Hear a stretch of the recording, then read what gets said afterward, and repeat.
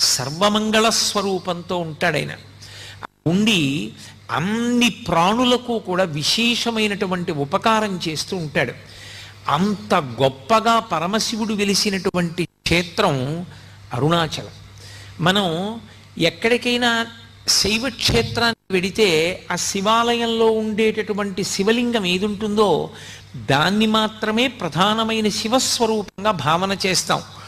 ఉదాహరణకి మీరు కంచి వెళ్ళారనుకోండి, ఏకాంబరీశ్వరలింగము అని ఆ కాంచీపురంలో ఉండేటటువంటి పృథివీలింగమే గొప్పది.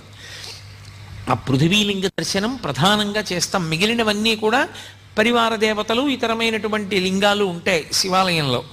కానీ ప్రధానమైన లింగం కాంచీపురంలో పృథివీలింగం. ఆ శివలింగాన్ని దర్శనం చేస్తాం. అరుణాచల క్షేత్రం దగ్గరికి వచ్చేటప్పటికి మాత్రం ఒక్కడే శివుడు అరుణాచలంలో ఉన్నటువంటి